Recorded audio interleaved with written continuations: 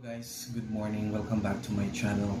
So for this video po, this is like a follow-up explanation regarding doon sa ating tipid feeds tips. No?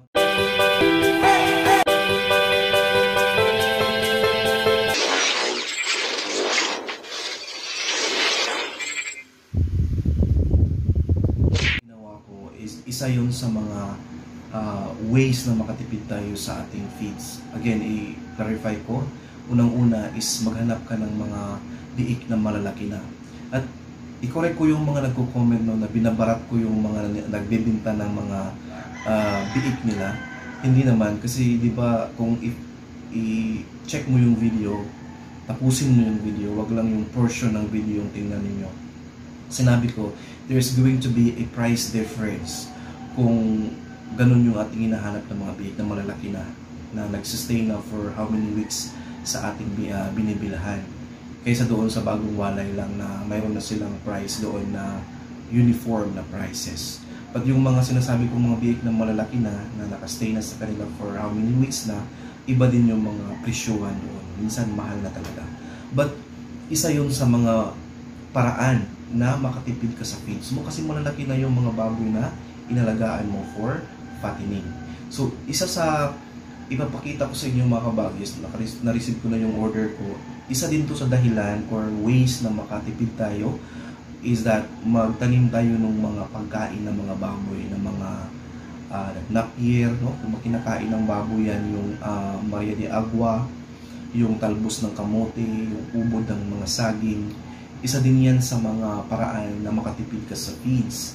Kasi, kapag after kumain ng baboy mo tapos bigyan mo sila ng ganyan, talagang lulubo yung mga baboy niyo kasi nga ang baboy kakainin nila yan, most especially kapag fresh pa, yung mga presko pa ng mga dahon-dahon yung mga pinapakain natin sa kanila. So i-unbox ko to, but before ko gawin to mga kabagis, if this is your first time here in my channel, i-like mo na yan at subscribe mo na yan mga kabagis. At kung gusto ka ma-notify ka every time na may upload tayo kagaya nito, you hit the notification bell para updated ka sa ating mga uploads. No? So, ito na mga kabagis, no? Dumating na yung ating package. In-order ko itong ganito kalaking box po na in-order ko ay nagkakalaga lang ito ng 1,000. Marami siya.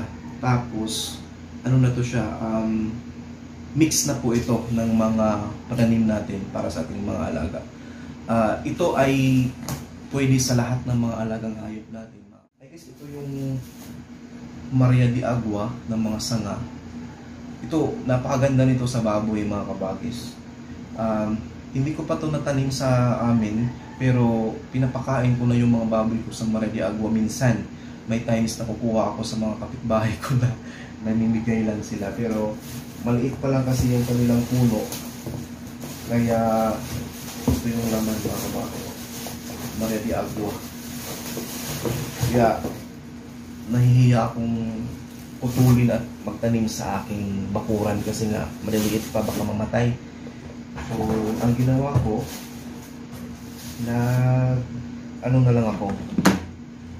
nag-order na lang.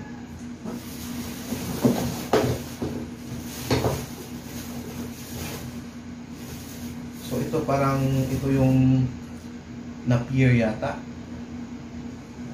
Then yun lang, dalawa lang yung in-order ko mga kabagis. Maria de Agua. Tapos yung napier. So i-vlog ko rin kung paano ko to itanim. Ang gagawin ko dito, doon ko na lang to itanim sa bandang likuran ng aking babuyan kasi doon maraming tubig na dumadaan every time na umuulan. So sa tulong nito, ma-absorb yung ulan ng madalian. So sana mag-work, no? So yun, another tipid tips sa ating feeds, magtanim tayo ng mga pananim na pwede sa ating mga hayupan. Maria de Agua, napier, maganda yan mga kabagis. Hindi ko lang alam kung hindi ko lang alam kung gaano ka ganda ang napier sa baboy, pero hindi ko pa nasubukan yan. Pero ang nakasubukan ko lang is Mare de Agua, ubod ng saging, at saka yung talbos ng kamote. Maganda yun mga kabagis, yung talbos ng kamote. Mabubusog yung baboy mo, at the same time, kung mayroong basa yung kanilang dumi, talagang magamot doon sa talbos ng kamote kasi mapakla din yun.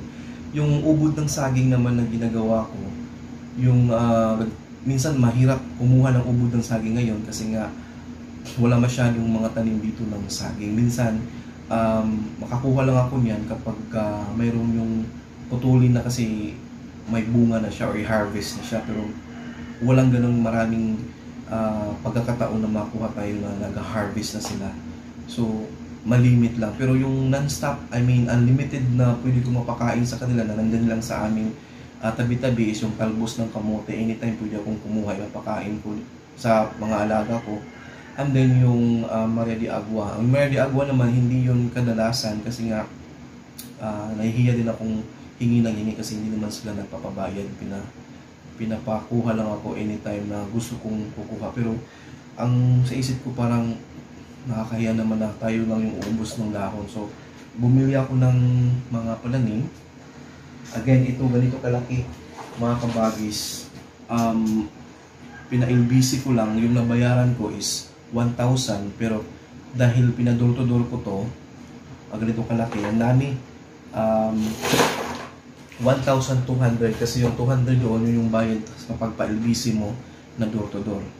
So kung gusto ninyong mag-order niyan, nasa Facebook lang, pwede nyo rin akong i-chat para i-screenshot ko sa inyo yung information ng in-orderan ko.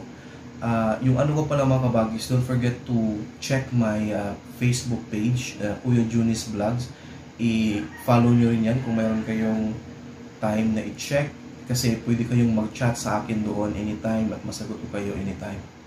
Alright, so I guess yun lang po.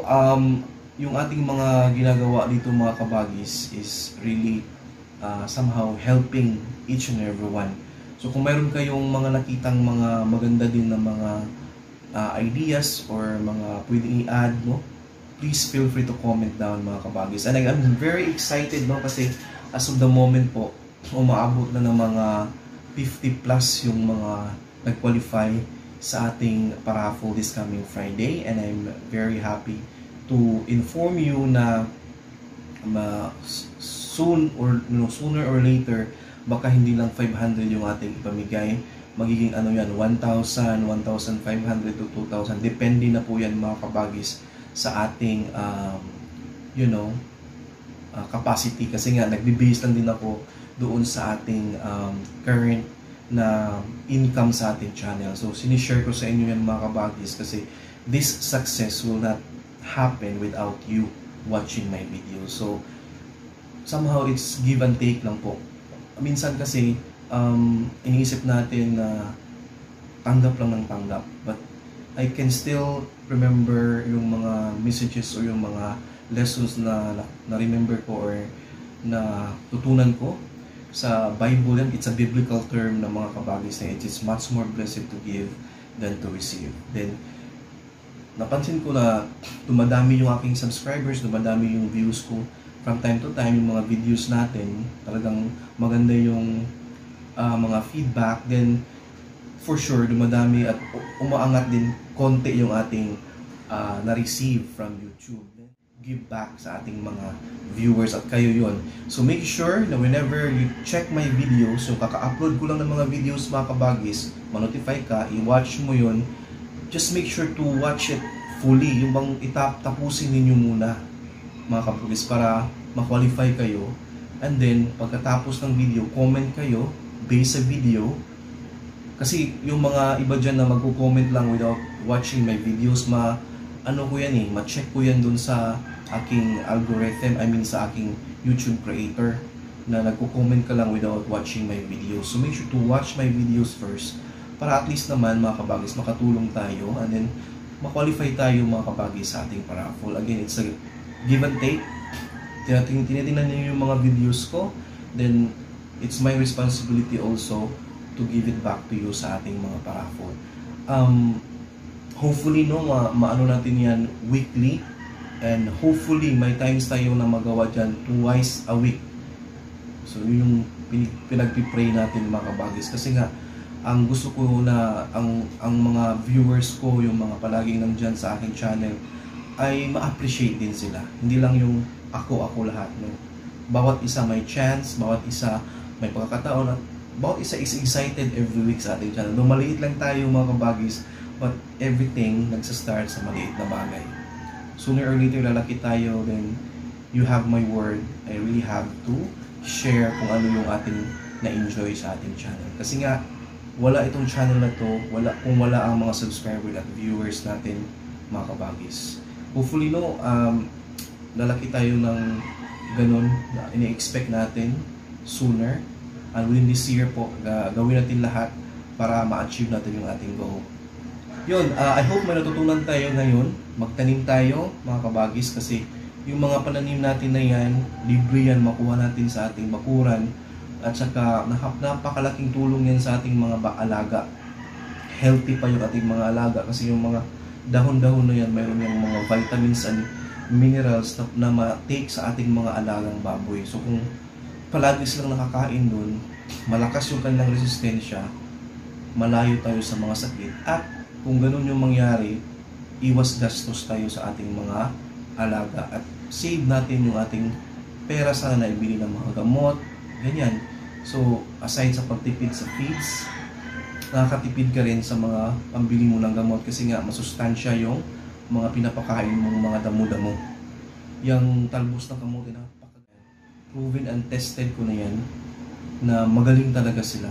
I mean, maganda yung baboy ko. Yung kung nakita nyo yung mga baboy ko dun sa kabila, yung 10 na malalaki na, never akong nagkaroon ng issue doon na nagtatai sila nung times na simula na akong pagpakain ng talbos ng kamote. Ang ginagawa ko po sa pagpakain ko ng talbos ng kamote, kung gusto ninyong malaman, hindi naman araw-araw. Alternate yan. Monday, Wednesday, Friday, Sunday. Kasi kung araw-arawin mo rin, maano din yung tiyan ng baboy mo. Once a day ko lang pinapakain, and afternoon ko pinapakain. Like after their lunch. After sa lunch nila, pagka alas 2 o alas 3 yan, ginagawa kong pang stocks nila yon. At napakaganda mga kababis. At ito namang Mara de Agua naman, kapag ginagawa ko rin to once a day din. Siguro, ang gagawin ko, kung mayroon na itong dahon, no? Positive talaga na may dahon. Sana tutubo. So, sa Monday, talbos ng kamote. Sa Tuesday, Mara de Agua. Then Wednesday, talbos ng kamote, ganun. I-alternate ko mga kabagis, and for sure maganda yung baboy natin sa resulta ng ating pagkain. So yun lang mga bagis, no? I hope na mayroon tayong natutunan na naman ngayong araw, and thank you so much sa inyong lahat, at patuloy po kayong manonood ng aking mga videos mga kabagis, at mag-comment kayo para mayroon kayong entry sa ating paraffle. Thank you so much.